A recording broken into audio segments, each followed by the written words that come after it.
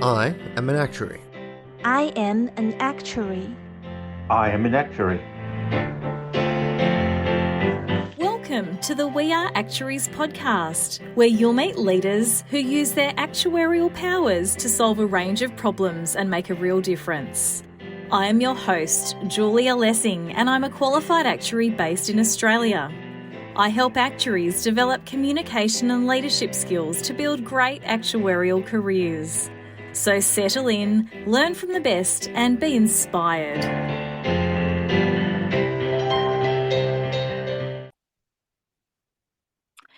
Today we're talking about one of the hottest topics of 2025, artificial intelligence. But this isn't just another high-level AI discussion. My guest today is going to share some actual stories about how he's used large language models, LLMs, in his personal life and at work. And he's going to share some practical tips about how you can get started or improve, if you're already dabbling, your knowledge and skills in this evolving space. Today's guest is Minh Phan, an actuary who I think made history rapping about LLMs at the most recent All Actuaries Summit. Minh, welcome to the show. Thanks, Julia. Thank you for having me. So I think it must be maybe 6 weeks since the summit when you were up on stage rapping about LLMs. What's happened since then? How has it been for you? Oh, it's been an absolutely wonderful experience. I don't think I've had so many kind words and excitement of people coming to me after the show. I think the most exciting, so I've been asked to speak about maybe 5 or 6 different conferences off the back of that one. Really? The most funny thing is I ran into a friend on the train last week who I haven't seen for about, I don't know, 7 years. We qualified together in actuary.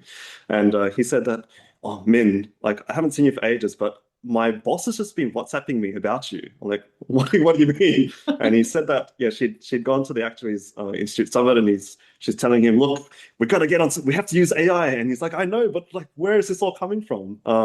Turns out she'd seen me at the summit. And yeah, I think that was a really nice, a wonderful, like, oh, people actually took notice of what I kind of said and did at that conference. And yeah, it's just been a wonderfully positive experience. Mm-hmm. Well, it was great to watch and very memorable. And I'm not surprised that lots of people are still talking about it because many actuaries find it nerve-wracking just getting up on stage and delivering a presentation. But, you got up and rapped. Yeah. It must be a first. But it Oh, took a lot of guts to do that. And I remember you saying something like, you're going to take a risk or something, but I'm sure that risk's paid off. yeah, absolutely. I mean, actually, it's something that I've just loved doing my whole life. Well, not my whole life, actually. I've been obsessed with music for a very, very long time, and I've done like a lot of pub gigs and amateur theatre and stand-up comedy, and Wow. I'm very used to performing on the stage, and I get quite energized.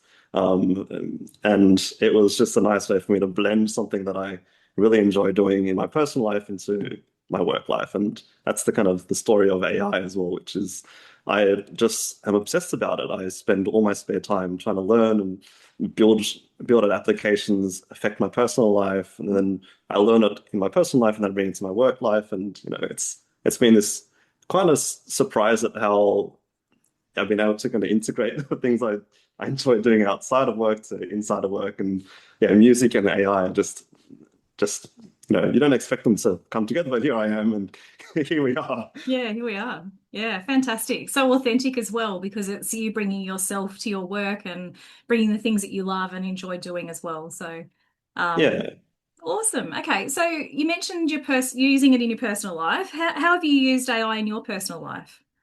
yeah. I mean, I basically use it for anything that I want to do. So I'm a new, so you can use it just as a kind of chat and sounding board or researching things. I'm a new parent, and Mhm. if I want to look up new products like prams or formula blends and looking at the pros and cons of each, I kind of open up ChatGPT, ask it to summarize, put it into a table, and I deep dive on the ingredients and compositions of the formulas and the pros and cons of the different brands. If it's a more complex topic, so our kid was jaundiced, and I was like really worried, like, oh, what Oh, is jaundice? So I asked it to do a deep dive on like the prevalence and the treatments, and I found out it's actually a really common thing. mm. Um, Breastfeeding versus formula debate. So we were really keen on breastfeeding, and so I wanted to look at these longitudinal studies of the benefits of each, and so I kind of used ChatGPT for that. I also used it for other day-to-day things like so you can actually turn on video mode on your ChatGPT. So I had a plumbing issue, a really trivial one, where my tap hose kind of one of the things fell off, and then it basically like a piece fell off, and then I needed to kind of deal with it. And I turned on to video mode and said, "Can you help me solve this plumbing issue?" And it said, "Yes. The first thing you need is turn off the tap mains and rotate it 90 degrees here." And it Wow. was, I mean, it was a very trivial problem to solve, but like I use video mode to. So I just my first instinct is like I will just ask AI if it can help me. And other things. Oh, when I was buying a house, I was using it to read contracts, to flag, like are there any funny clauses or flood zoning or like risk things like that? They can just quickly tell me. So just using it for literally anything that I can. And then I think something else I've done is I use it to write images. I built out this. I posted this on LinkedIn a few weeks ago, where I have this caricatures of animals, of cat and mice, and playing music, and that's kind of my family. And I built that out, and I made a pillow out of it. So it's just like I remember that post. We should link to yeah. that in the show notes too. That was a Yeah. very interesting application of AI. I didn't realize you could Yeah. do that. And then outside of that, like I love writing applications and code. And so 3 pieces of code that I've written are like one, which is Home Run, this app that I built basically a scraper to help me find the optimal suburb to buy in. Pilates, an application that books my wife's Pilates classes for her automatically. And I have this kind of sports betting thing on the side that I kind of have going with a friend, and so I helped write out the code and scrapers for that. Wow. So helping me supercharge my crazy ideas into like, oh, let's build something. Yep. Is how I use it in my personal life. That's amazing. Can you tell us a bit more about Home Run? What was the problem there, and what did you do? Okay, so I live in a 2-bedroom apartment, and we were planning to have a kid, and I said 2-bedroom, not big enough. I need to buy a house. And of course, like as every kind of data-driven profession, you go, okay, well, what's the best place that I need to buy? And so to do that, you need data. So I said, okay, let's scrape the internet for what are the historical housing prices across Sydney over the last 18 months. But then on top of that, it's like, well, you need to consider what's the distance to the public transport distance to work, the driving distance to our parents, what are the school catchments, what are the NAPLAN scores of those schools, and kind of like overlay this into basically a heat map, and then you like form filters and say, okay, well, it needs to be this distance to work, this distance to parents, this kind of price range, this kind of socioeconomic score, this NAPLAN school catchment. And then we end up buying in the midpoint of our parents' suburbs. But it was, it was a silly, like in hindsight, like I spent a lot of time, probably a few weekends building this thing out to come up with a very, like, obviously you bought there, but it was just, the joy of being able to code out this application that at the time I didn't know how to write. I was new to Python. I hadn't ever coded up in using Folium or like geospatial data. And ChatGPT was hot. This is 2 years ago. Yeah. And I was watching all these videos like, oh, ChatGPT can like code this, code that. I'm like, well, let's see if it can. Yeah. And it was a slog. Like it wasn't like the app didn't build itself out, but I kind of built it out component by component, and I kind of managed to like string together this Streamlit application, like just off a prayer, Hail Mary prayer, put this thing together, and it was my first moment of like, oh, this AI thing's actually kind of useful. Like I shouldn't have been able to do this, but I did this over a couple of weekends, and that was like a really nice like aha light bulb moment for me.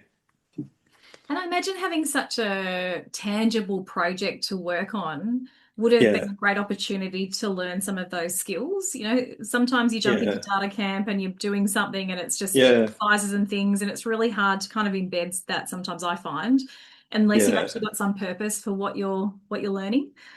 Yeah, I agree. Like I think that's, I'll touch on it a few times, but I think where I've learned the most is where I just pick a problem and then I just go head deep and go, okay, how do I build this?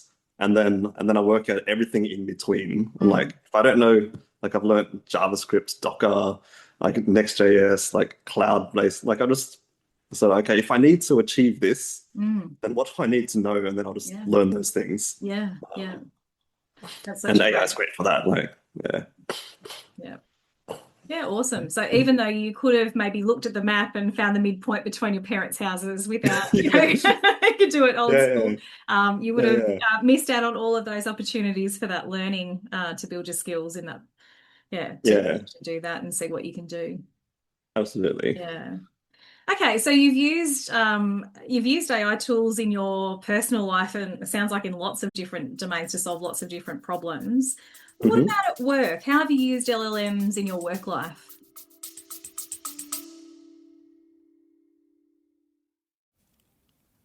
Hi, I'm Bill Morella, CEO of ActX Learning, and I'm excited to introduce our latest publication, Aspiring Actuarial Leaders, the Modern Manager's Toolkit by Julia Lessing, a qualified actuary and executive coach with over 20 years of experience. This book is packed with practical strategies, real-world insights, and expert guidance to help you navigate the challenges of modern management.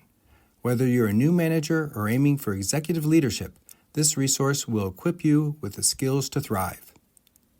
Get your copy today at actexlearning.com and take the next step in your actuarial career.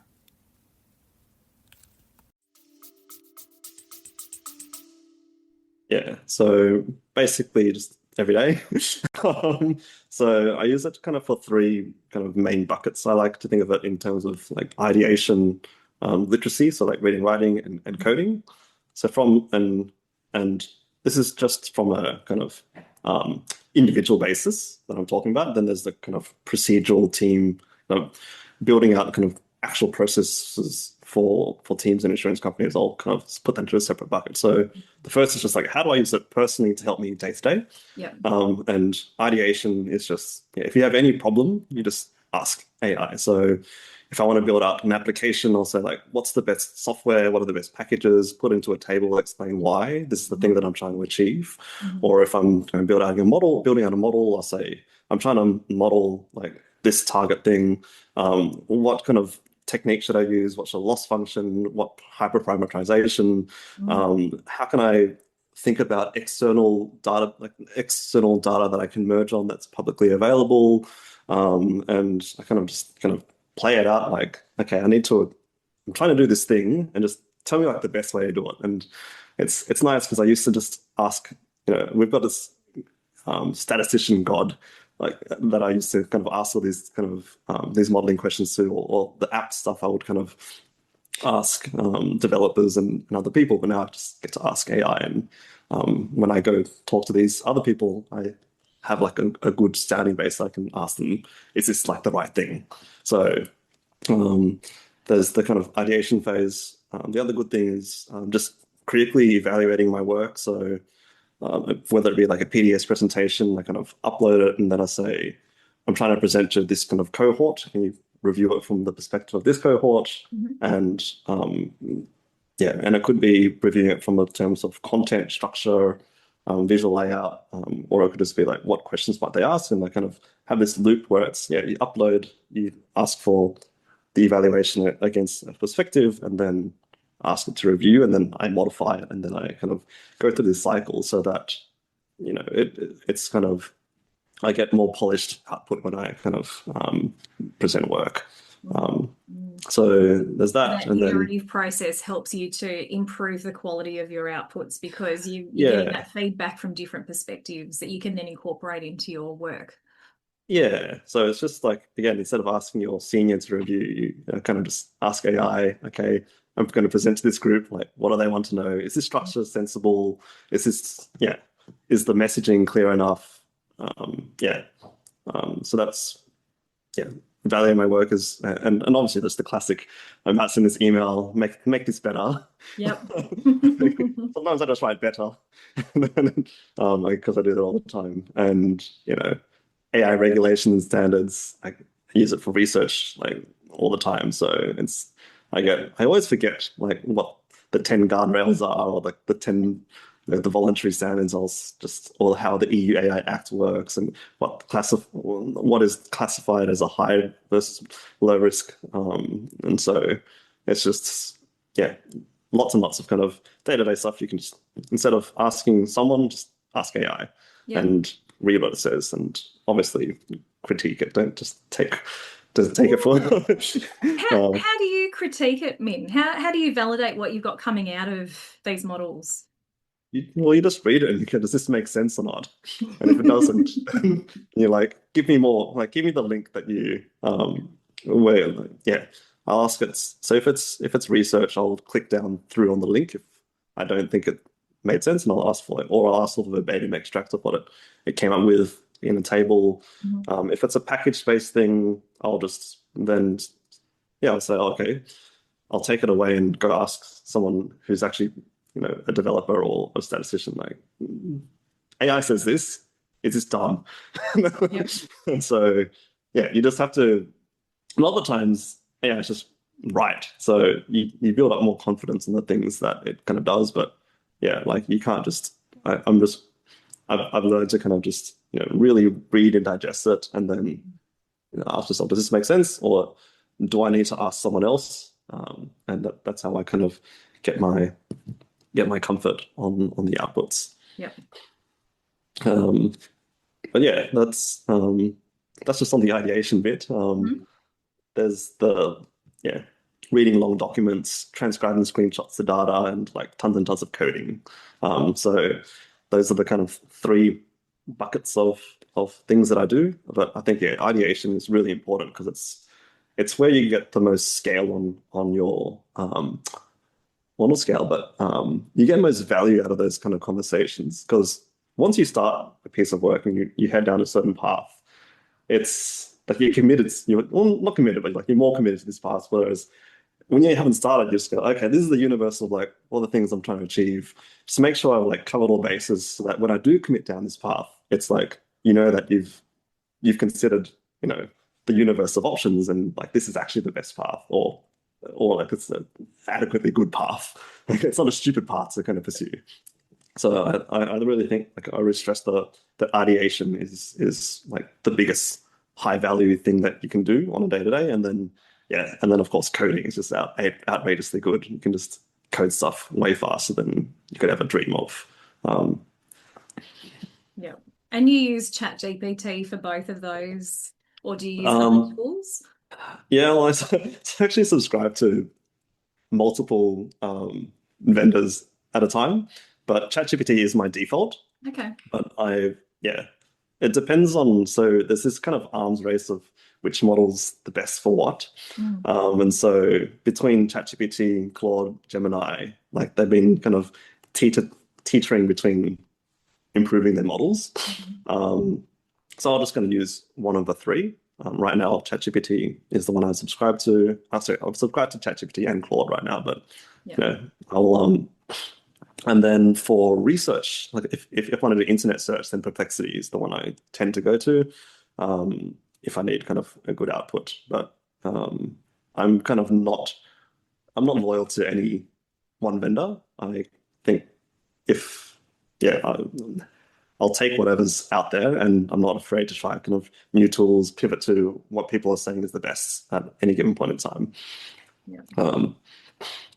Well, I imagine they'll each evolve over time, and as you said, they're sort of in this sort of race to improve. So that's right. And actually, to be fair, like these days, your big 3, like your ChatGPT, Gemini, and Claude, are all kind of really very good at your day-to-day tasks, and so there's not much difference between the 3 of them. So I'm finding I just end up getting ChatGPT to do a lot of the work, or in terms of, rather than picking, I'm going to go to this one for this thing. But there's the occasion that it doesn't give you what you want, and you just go, okay, fine, I'll just go to the next one. Okay. And there's actually sites that allow you to throw your prompt in and then it'll just return you the response on multiple as well. So I used to do that Ah, okay. where it mattered, but doesn't matter so much anymore. So Okay. yeah, So for someone starting out, they could probably just pick one and try yeah, and use that, see how they go and learn from that. yeah, that's right. Yeah. Okay, so LLMs have lots of different applications to you to help you individually at work. What Mhm. else? Yeah, so I spoke earlier about these kind of processes that you can build, and I like to think of processes in kind of three major buckets. So one is around analytics, assistance, and automation.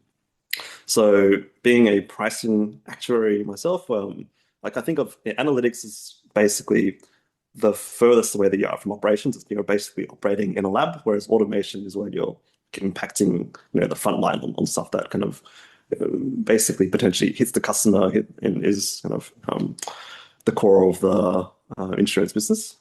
So I started a lot of my applications in analytics.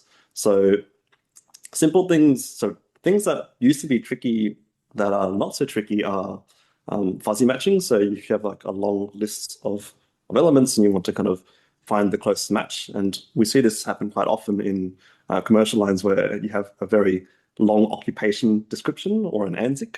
Um, that process can be really simplified by like large language models because you can do a semantic search and say, okay, what is the most similar lookup to this string based on meaning? So fuzzy matching is really helpful. Classification of data. So a lot of the times data's not perfect and things are mislabeled. And this exercise of like relabeling your data is really, really powerful and an understated one where I've seen a lot of the time in home insurance where claims are miscoded between storm surge, and flood, like because most of the time people will just map it to whatever they like. Or if they don't, they might use like a string search for looking the word flood, but it doesn't necessarily mean it's a flood. So this kind of idea to clean your data, really, really powerful. And the most powerful example of it was when we did this for a liability pricing exercise. So identifying worker-to-worker claims, where these worker-to-worker claims have this very significant development, different development and severity to the rest of the liability BI book. And so we're able to kind of carve out, and for some reason they're not really well coded. And so we were working with one of the biggest insurers in Australia, and they were somewhat confident with their coding. The underwriter said, "This is really good." So then we said, "Okay, well, just give us your descriptions." We ran it through, and then we identified, I forget how, I think it was of, yeah, I forget the number of claims that we presented, but we managed to shift 35% of the costs into this worker bucket. Wow. So in just kind of, and yeah, that was validated by the underwriters themselves. So just being able to improve the quality of the data labels, you by default get to improve the quality of your modeling and your analysis. And that's I don't think I can kind of overstate like the importance of like if you just it's not the sexiest use of LLM, like I just clean my data. But by compared to like Bayesian hyperparameter grid search, all this stuff, like just how about just clean the data, and then like that was really powerful use case. It's a great So there's example. so there's just use of so those are kind of some uses in the analytical field, and then if we kind of shift it all the way to automation. So shifting it all the way to automation, so working with some commercial lines and strata insurers, they have these processes where people email broker forms to kind of a manager who will kind of open up those emails and documents and then transcribe it to their system and like manually kind of extract and put it into the system and then return back the premium and email back to the broker and the premium to the customer, which is super crazy, but it's because all these brokers work with different systems and basically they need this kind of human in the middle to open the email and transcribe and put it through. But what's really good at transcribing? AI. So we built out this kind of pipeline that will Yeah, basically you define the attributes that you want to extract from each of the documents and noting that the attribute, so the way that they're presented in each of the different documents can be different. And so you can kind of do that kind of clever search and kind of extract what you need. Return back this kind of nice JSON or table, depending on how you like to think of the world. And then you can take that JSON and then push it into the actual PAS system to calculate the quoting system to calculate the premium, return the premium, and then push back the email. And building out that kind of end-to-end workflow is massive time saver, because instead of having like a team that does this, read the email, type the stuff in, they can kind of, right now we're getting them to just check the outputs. So they can kind of process more, and there's other manual steps that happen after that, which is again crazy, but we're going to kind of work to help automate more of that, kind of streamline that process for them. But yeah, like it just gets them to shift away their time from just pure like manual data entry to more things that actually properly require judgment and like interaction with humans, and kind of just streamlining that process and changing what their role for their organization is. So those are kind of some process-driven ones that I find quite exciting, because I'm a bit of an automation junkie. Like, home automations, like automatic blinds, like all that kind of stuff, like coding, like it all just excites me. And LLMs allow you to kind of take something that was like too hard, where emails, documents, I can't deal with this. Well, actually you can.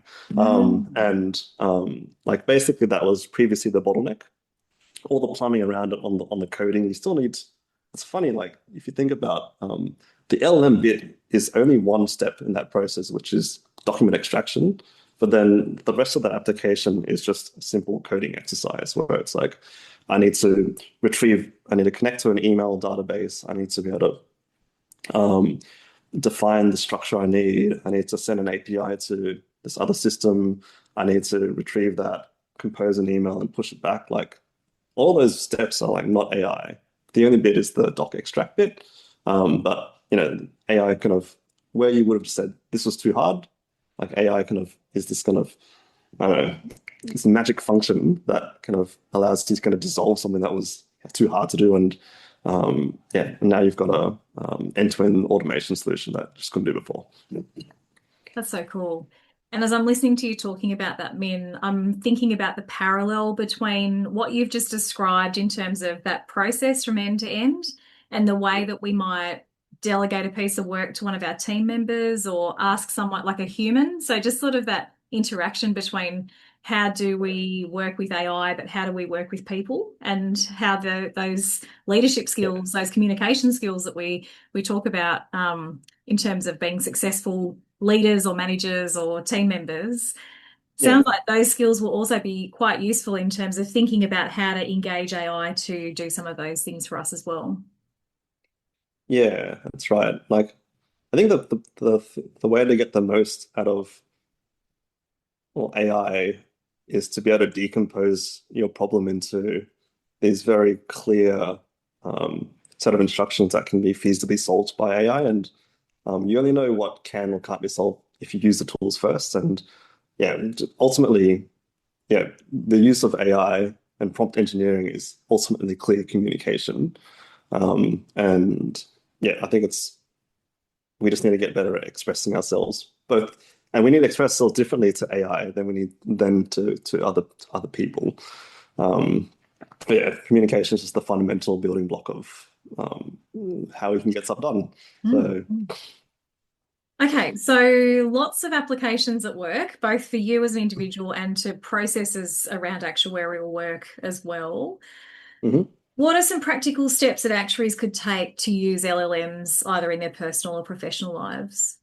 So I think the first thing is to recognize that, like a lot of the time, your work you might be in a role where you don't necessarily have time to commit to learn something new, and because you just have to get your reporting done, and or your company might not offer you the tools, and be quite rigid. And so like the most fail-safe way for me is to start off with personal life and kind of find problems in your personal life that you can kind of use AI for. And so that's kind of the first thing, is just, in personal life, you get the liberty of doing whatever tool you want and whatever method you like. And so, that's going to wanted to preface that, like, not everyone's going to be able to use AI for everything. Like, I'm quite lucky that I managed to kind of, I work in a consulting where I get a variety of problems, and Finity is somewhat relatively progressive in allowing me to use tools. So step number one is like, this won't work for everyone. But generally it's practical steps, like in personal life, next time you approach a tasks, just see if AI can help you. So brainstorming, kind of brainstorming and ideation, literacy or coding. You can just kind of have this conversation with the AI and see if it can help you. And that's kind of the first step. And if you're already doing that, then you might want to kind of learn.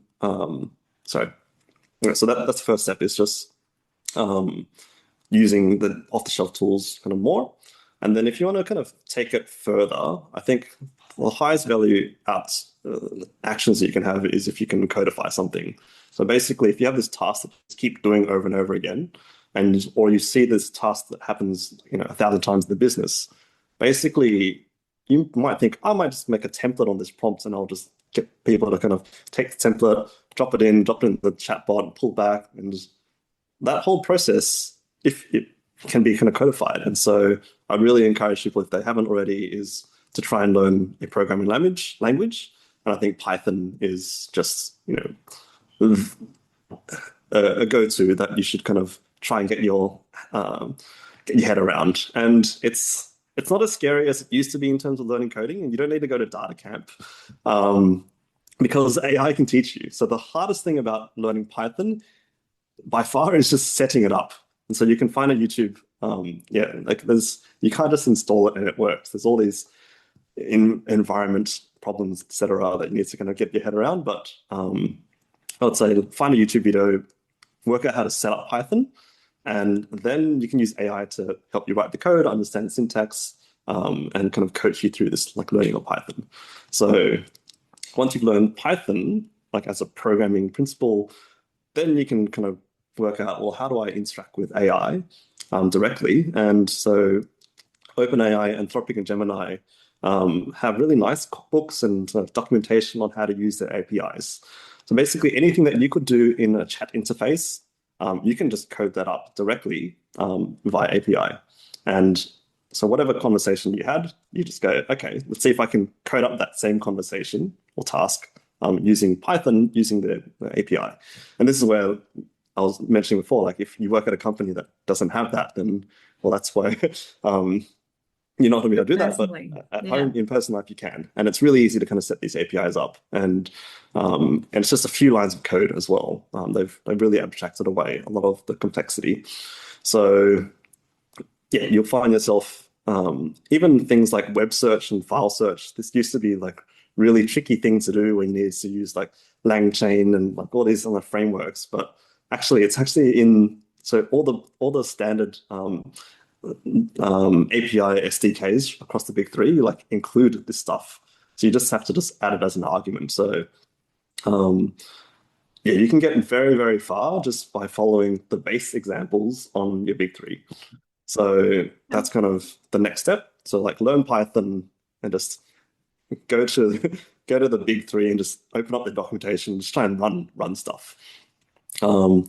Next step you could try and do is watching YouTube videos, which is like my personal favorite things to do. When I'm feeding the baby, I'll just put YouTube videos on AI in the background. And Dave Eblar, I think, is one of the best YouTube creators on AI. And he's got some really good videos. I'll put it in the notes below, but that you can get started in a very structured way. He's a very no hype kind of, and this is how you do this in pure Python, like, and he won't oversell anything, and he'll take you through all the code and show you screenshots, and he's got a GitHub repository that you can follow through the steps as well, so that you can literally run the code line by line as he kind of teaches you.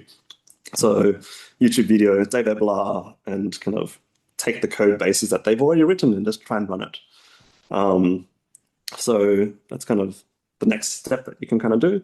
But then if you're really adventurous, and like I mentioned earlier, the best way and the most valuable way I found in learning is just finding a project and like that you want to do and just build it from scratch. So pick something that you want and just commit hard. And if you don't know how to do it, you just ask AI to like fill in the gaps. And so, yeah, that's basically where I've learned the majority of my knowledge on like random tech stuff, like, yeah, I mentioned like Next.js applications, fast API deployments, RAG, like CI/CD pipelines, like Azure, AWS, Google Cloud Platform, Docker. Like I just,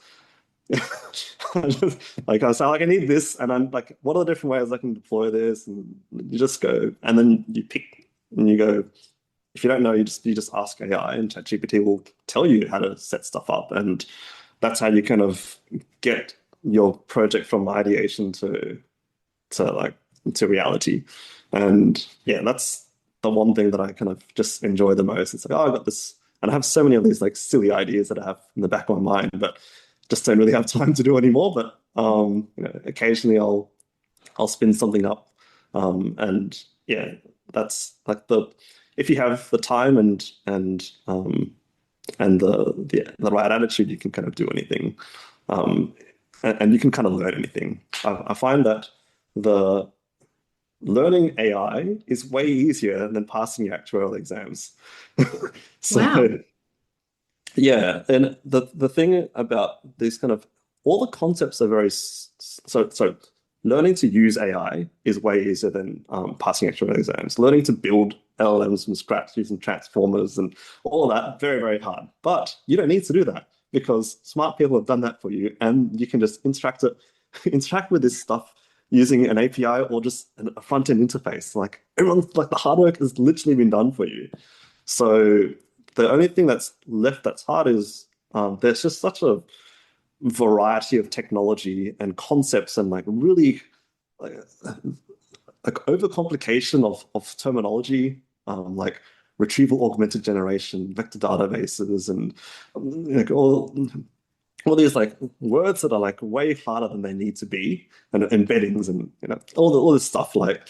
But then when you go and learn it and go, okay, well, like retrieval augmented generation is just like open book exam where you cross-reference like what you want, you pull out the most relevant information, and then you answer the question. Or like prompt engineering, it's just like asking the AI in a very structured manner. Like it's just structured questioning is what that is. And there's context engineering where there's all there's super duper fancy terms, and if you just go and look at it and think about it, then actually not that hard. But it's having the courage and energy to go like, I'm going to look into this because I want to. Um, that's where that's like your biggest hurdle, and just like wanting to do it. But because I think every actuary should be able to learn this stuff.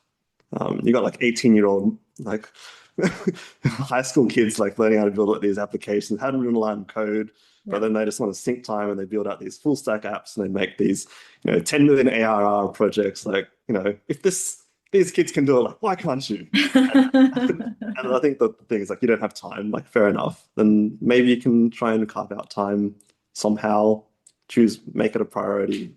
Um, Well, it's important lifelong yeah. learning and CPD for us, I guess, as actuaries. And it's encouraging to hear that even if you don't know what you're doing or how to use it, you can ask the AI to teach you. So it's kind of, it's all that there. is, It's just a matter of making the time. it's about committing the time. Yeah. And I mean, thank you for sharing so many practical tips and strategies and stories from your experience. I want to finish with one question, and it's this. I mean, what's one tip that you'd have for an actuary wanting to improve their skills using LLMs? Yeah. So yeah, the tip is going to be really like not that helpful, but also helpful. And I guess it's like if you want to improve your skills in anything in life, what do? You just increase exposure to it. You practice, right? And so the tip is just to increase your exposure, and you can do that either by learning more theory or you can kind of get hands-on practice. And obviously, I've mentioned that hands-on practice on building an application is like the highest value thing that I find, but you might need some kind of baseline theory, or you might watch videos, read articles, do online courses, or go to a seminar to kind of upskill yourself to have the confidence to try and kind of actually build out tools, or even to try them out. So increase exposure and So, Min, to wrap up, I wonder, thinking back to your rap on stage at the summit, I wonder if you could share a few bars from your 10 tips around LLMs for us. oh yeah. So all right. So yeah, rather than one tip, yeah, there's actually like 10 things that you can do, and they all kind of build on top of each other. And I'll just kind of close off by kind of spitting a few bars just Great. because. Thank you. Oh, why not? Okay. So number one, use AI for a broader range of tasks. Improve your prompting styles so AI does what you ask. Number two, have some fun with new kinds of tools. Voice, image, video, vibe code, something cool. Learn building blocks to code AI systems. Access different models, give it tools and wisdom. Learn agentic patterns, but try to be astute. Workflows suffice, use less compute. Number four, time to learn your legal obligations. Be honest to consumers, avoid unfair discrimination. Guard PAI, the global processing is okay. The EU AI Act leads the standards up to date. Five, get models open weights API. Deploy in private cloud, it's not hard, you should try. Six, examine different packages and tools. List pros, cons, choose a tech stack, rocket fuel. 7, identify tasks to do smarter, high volume manual work, underused, unstructured data. Number 8, list out the things you can create, analytics, systems, and the things that you can automate. They won't teach you this in your classes, but look it up. AI smashes tasks in a flash, but how? Complexity, just insane. It's still a dire, the world will never be insane. We as a profession must embrace this change. There's no escaping from this up-and-coming wave. Number 9, open VS Code, light a fire, summon all the tokens you require, then count 1, 2, 3, 4, 5, 6, 7, 8, 9. Number 10, places fire. Amazing, amazing. First rapping on stage at the Actuaries Summit, and probably the first rapping on the We Are Actuaries podcast. Minh Phan, thank you so much for your time today. What a fantastic set of information that you've shared for our listeners. Thank you so much. Thanks so much for having me, Julia. It's really fun. So there you have it, real life stories and practical tips from a leader using their actuarial superpowers to make a difference in the world. If you enjoyed this episode, feel free to get in touch, subscribe, leave us a review, and share it with your network. You'll find details from today's interview in the show notes below and on our website www.guardianactuarial.com.au. Until next time.